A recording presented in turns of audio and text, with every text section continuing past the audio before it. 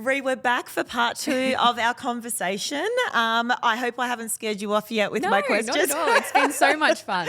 No, I love it. So I want to start with friendships on the show. And I have to say, what was so beautiful to see was, particularly at the reunion, a bunch of females just getting along so well, supporting each other. There was drama. We love the drama. We're all here for it. But really, the girls really, I mean, with the exception of a few, but generally banded together really well. And I thought that was such a beautiful example of females supporting females. And we honestly, in some of the other seasons, I should say, you don't necessarily see that compassion and support. What do you think it was that bonded so many of you?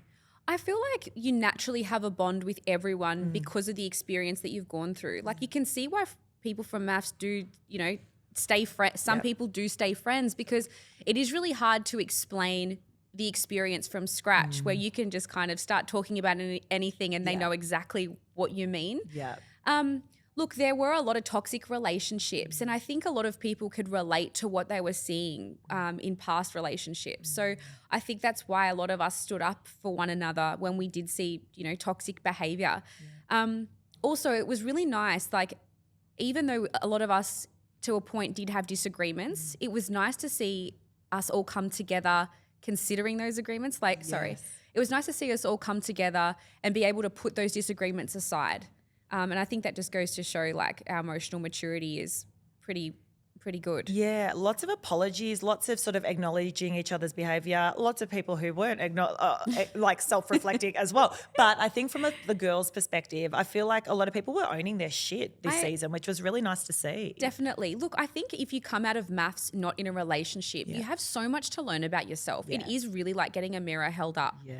And I think, when people do watch their experience back and they're like, that wasn't me, look, it's exactly what I saw. Yes. So cameras don't lie, right? Yeah, obviously context can be left out of stories, but look, generally I feel like it was pretty spot on what we did see. Yeah, interesting. So I want to know, winding all the way back, Hens Night, who did you think there were certain people that you're like, I'd gel with these people, and were they the people you ended up being closest to or not? Not really. Like some yes. So Karina, always from the get-go. Yep. She is one of my best friends.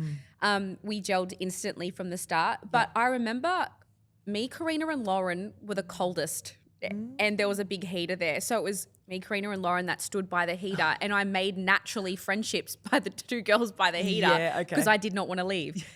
So I had made good friendships with Lauren and Karina and Ash on the night. But to be honest, I really did get on with everyone. I thought everyone was lovely the day of the Hens. And I remember going back to my friends and family being like, oh, the girls are amazing. Everyone's so lovely. I'm really excited. But they were the friendships that I definitely formed straight away. Yeah. And now who are you sort of closest to, do you think? Yeah, my friendships, I'm friends with Karina, Beth, Jamie, Afina, Ash and Katie. Yeah, it's a solid group. Yeah, that's really nice. Yeah, definitely. And obviously lots of the boys as well, like through Jeff. But out of the girls, they're my true friends. No, I love that. And talking about the day on MAFS, how much time are you spending with others, and then how much time are you spending as a couple generally, or does it change every day? You generally spend most days with your match. Just a couple, yeah. Yeah, you only really see people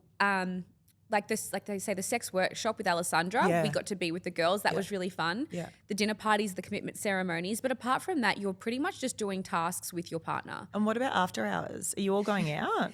You aren't allowed to mingle with anyone after hours. You have a curfew, so you cannot be out. Weekdays, it is, I think, 8 or 9 o'clock you have to be indoors by. And on Saturday, you could be out till 10. Wow. And if you weren't, you would get in trouble because they really don't want you mingling with other cast members, because if something happens, it's all off camera. And I can see why they do it, because we all did.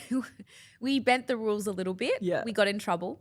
And we did things off camera, and then there was dramas off camera, and then our producers were trying to put all the puzzle pieces together. And they're like, this is why we tell you to not catch up.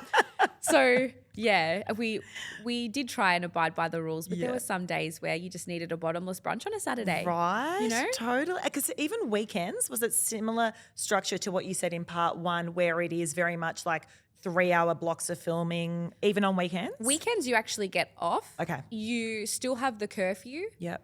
And you still have to tell people where you're going. So there's someone called the House AP, and they're pretty much like a babysitter. That's your best friend, because we loved the House APs. Yeah. So I would message and say, hey, I'm just going to the gym, and then I'm going to this place, and I'm going to this place, because they didn't want to cross over if people were going to the same places. So you had to confirm that we weren't going to the same places. Yeah, that's so interesting. And now I'm thinking back, and I feel like there was, someone alluded to a conversation that happened at the gym, but they missed that. And then, they're talking about it, but I'm like, where was that footage? And I'm not seeing it. Yeah. So I maybe that wasn't even this season. It might have even been previous. But I remember once or twice, I'm like, I didn't get that. Like, so this is what they're trying to avoid, essentially. Exactly. So even for gym times, like you can't just go to the gym. If you're not filming, you still have to confirm if you're allowed to leave. So sometimes it'd be like your gym time's from 7 till 9. And then someone else's is from 9:30 till 11:30. So It's so crazy. It is crazy. And sometimes I'd be like, I just want to go for a walk. Yeah. My step count on MAFS, I think, was around 3,000 to 5,000 steps a day. And then my step count generally is around 12 to 15,000. Wow. So you just feel it takes a lot of adjusting. I put on about 6 kilos. Did you? You look the same at the start and the end. Thank you. Wow. I dress well. I try and hide everything. Nah, it's fine. Look, I've always been a small person, but I remember coming off, like, a lot of my clothes were tight, and I was like, oh my gosh, like, I put on so much weight. But it doesn't help that MAFS is also sponsored by Nestle and Allen's Lollies, and there was just this great selection. And then when you'd get home from the dinner parties and the commitment ceremonies, I'm like, bring it on. Yeah, right. This is all I feel like. So talk to me about your producer. So what's their role? What do they do? The producer really does everything. Like, we loved our producer. Her name was Mia. Yeah. She was really, really sweet, amazing producer. So she would be voxying us. Do you know what a voxy is? No. A voxy is an interview, essentially. Okay. So after every filming block, there'd be a thing called a voxy where they will interview you. Yes. And it's always alone, so you're not doing it with anyone. Yep. Every now and then at dinner parties, they do a couple voxy, which was really rare. Saw that. Okay. And I when we would do it, I'm like, oh, yay, we get to interview together. Yeah. But those voxies would generally go for about 20 minutes. Oh, wow. And we see 30 seconds of it, like, or whatever at a time. Yeah. Yeah. So at the end of each filming, it was like voxy time. Jeff would go into one room, and it would be me. I'd go first, and then we would swap over. Where your producer would just ask you pretty much how you're feeling and talk about either your relationship, the dinner party, the commitment ceremony, or the tasks. So it'd be purely about the day of what's just happened or what happened the day before and how you feel about that. Do they prompt any responses? They definitely validate your feelings a lot. Look, MAFS is not scripted. You say what you say at the end. Like, a lot of people assume that it is scripted, but it's not. Yeah. And but look, your producer does definitely validate your feelings, which might help you open up a bit more. Yeah. Because then they're like, I can see how you'd feel like that. You're like, yeah, I do. Yeah. And then you you're more confident. Yes. I'm curious as to how the major events run. So, for example, the dinner parties, right? What time are you getting there? Do you each have like scattered entry times? I mean, that's what it looks like. Yeah. Well, how does it work? Yeah, good question. It's a long, long, long day. And I used to try and go to the gym before a dinner party where then I learned very quickly it's a no-go. Because we would a lot of us would get our makeup professionally done. Yep. So I'd have to Uber there. So generally you needed to be back by around 9:30, 10 a.m. A.M. Okay. Yeah. To have your makeup done. Then they do what's called the getting readies. Yeah. So when you see people putting on their lipstick and putting their earrings in, spraying their perfume, that would be filmed. Okay. They would also mic you up and you'd have a chat about how you felt before going into the dinner party. So you'd see a few of those chats like, you excited for the dinner party tonight? Yes. So you have to think there may only be like maybe 2 camera crews or 3 camera crews and they're going into each room to do those getting ready chats. Yep.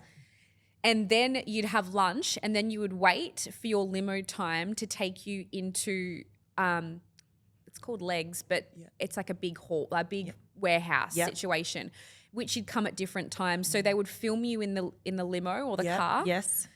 you'd have a conversation and they would kind of lap around until they'd finished asking the questions in the back of the car. Okay. So you wouldn't just go straight there. It was a bit of a process. Yes. Then when you'd pull up, they would film you getting out of the car. But then after that, every single person had got to the warehouse, you'd be in a tent. So there's all these tents that are like labeled with our names on it. And you would just sit in the tent and you could hear each other talking, but you weren't allowed to communicate with one another. Okay. We'd sometimes secretly try and we'd get in trouble. So you could see why they kept us apart because it just makes sense. Yes. Otherwise, you'd get into the dinner party and you'd be like, we've spoken at the cocktail party and you've spoken about it. How early are you in the cars? Like how early in the day? Would it be afternoon, evening at this point? I'd say you're in the car generally from about around between 1:30 and 3, I would say. Oh my gosh, so early. Yeah. And then you stagger entry to dinner party, what, 4 or 5 o'clock or something? So around 4, 5. Okay. But then you would do the cocktail entry one by one, so everyone's still waiting in the tents. They'd call you out. Okay. But then after the after the cocktail party, and you see the ding ding ding, dinner is served. Yeah. It's not served. You go back and you do publicity shoots. Then you do Voxys. It's a really long day. So that's when they capture a lot of the feedback. Yeah. So how long would the cocktail party go for?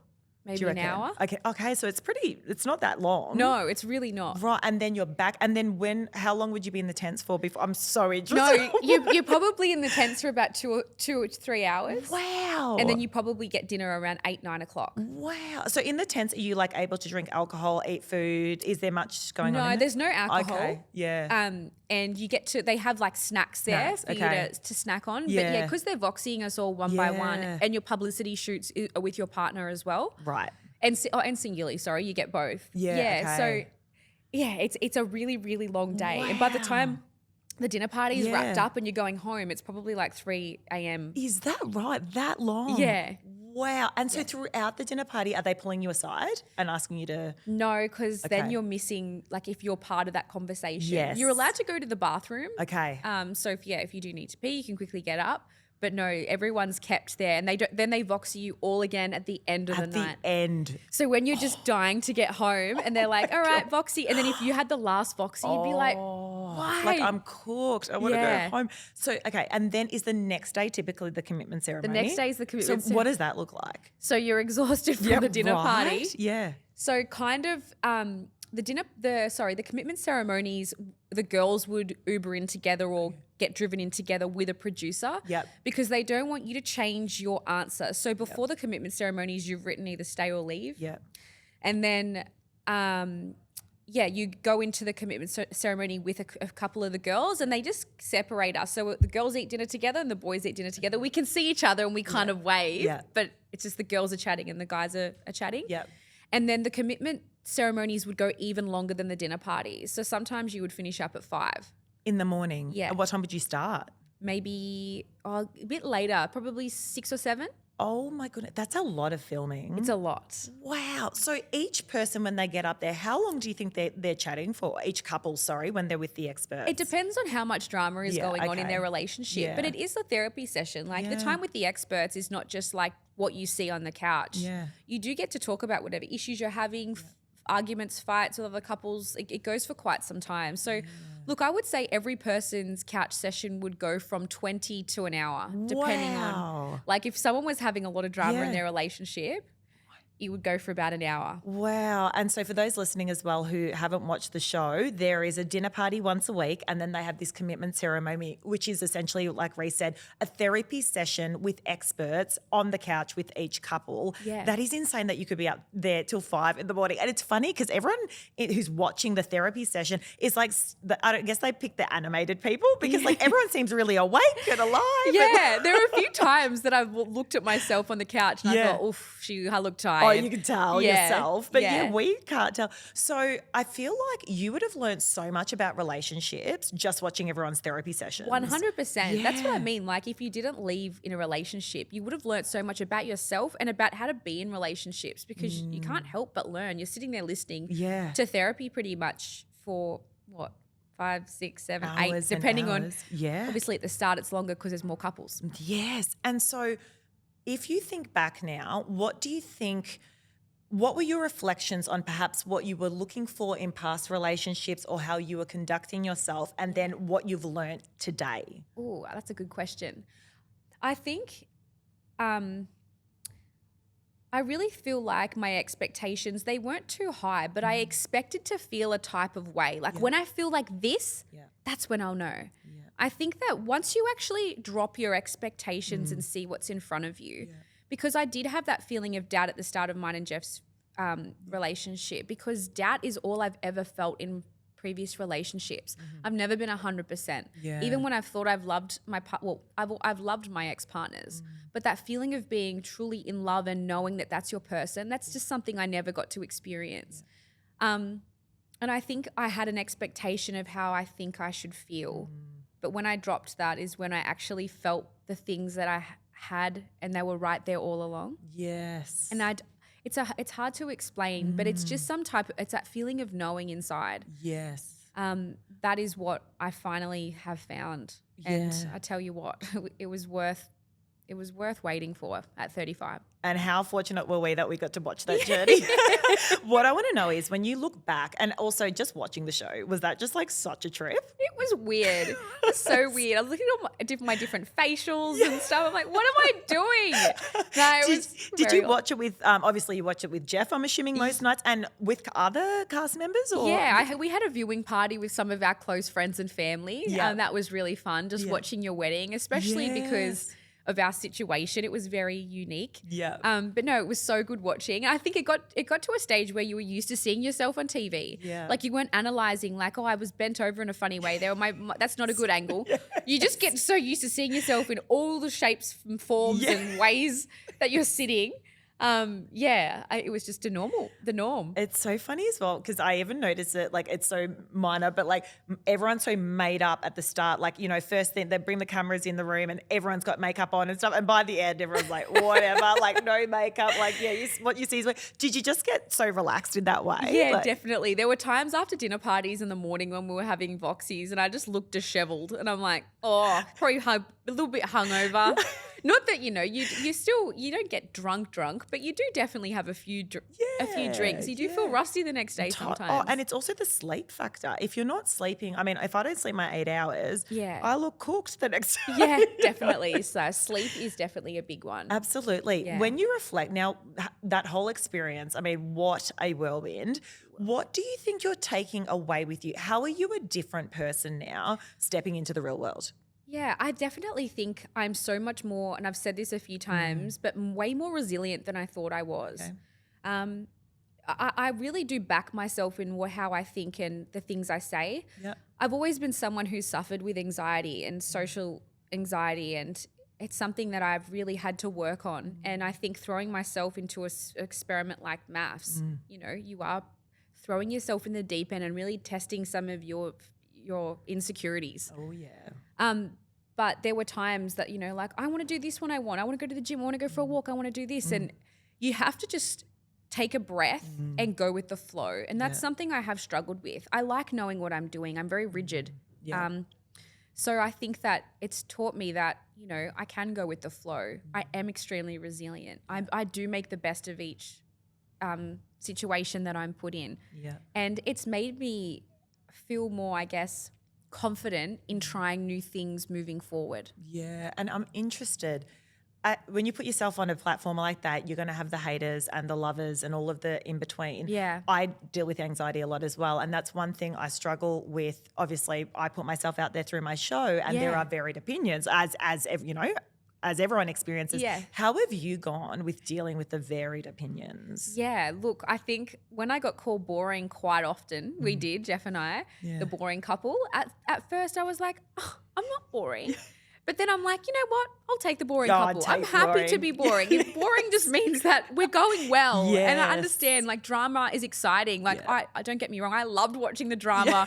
Watching it all back, they were the times that I was most excited for. Yeah. But no, look, you just, I never comment negative. Even if I don't like something I see, I don't sit there and comment on anything. And you look at the people that are commenting, you just have to laugh, don't you? Right. No one's perfect. Yeah. And you're not going to, you think like a room full of 100 people, not every one of those 100 people are going to like you. Yeah.